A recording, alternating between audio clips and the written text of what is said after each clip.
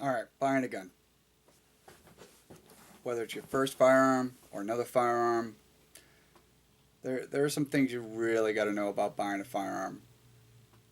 Yeah, firearms are cool looking, and there's many makes and models, and some of them look cooler than others, and some of them look high speed.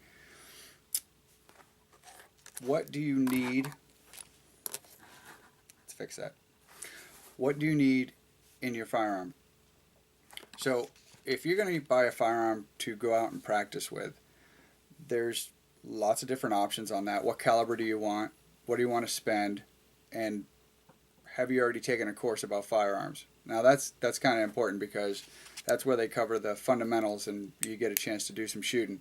Where a lot of people don't even do that. They just go out and buy a pistol, take it to the range, try to fire it, and then realize they can't shoot it. And then it sits in a closet for the remainder of those people's lives. So, with that, when you're looking for a firearm, especially when you go to a gun show, pick up a whole bunch of different firearms. I guarantee you will feel the grip of a firearm that you like if you pick up and hold different firearms from revolvers to semi-automatics. So pick it up and look at the price tag and see what you want to spend, what's in your budget.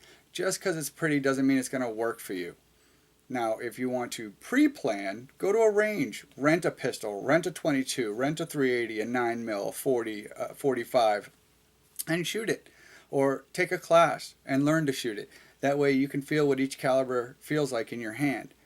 Then you can go to a gun show or a gun dealer and actually put your hands on the firearms and decide which one you actually want to buy. Do some research online. Go to the websites. The manufacturers have great informative websites. If you're not sure, attend a class.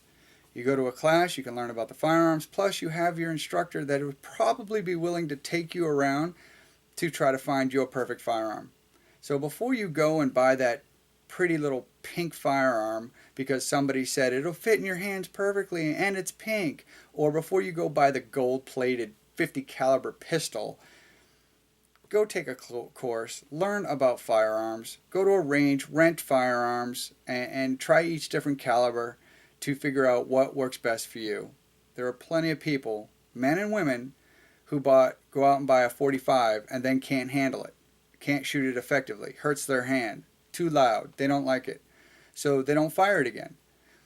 So start at the lower caliber and work up, but figure out what you want to pay, what capacity do you want it to be, a revolver or semi-automatic, what capacity do you want, what do you want it for, do you want it to go out for defensive carrying, or do you want to go for practicing and just going out and recreationally shoot? Figure out what you want it for, and then invest the time in going from one booth at a gun show to another, picking up different models, styles, firearms. Okay? So if you're not sure, talk to somebody that works in a gun shop or an instructor and ask them if they'd take you around to find your firearm. And chances are you're probably going to find somebody that'd be willing to take the time to take you around and try to find your perfect firearm. Okay, so before you invest and dump a lot of money into a firearm that you can't fire or you don't want to fire after you fire it the first time, find somebody that'll help you. There are many different calibers.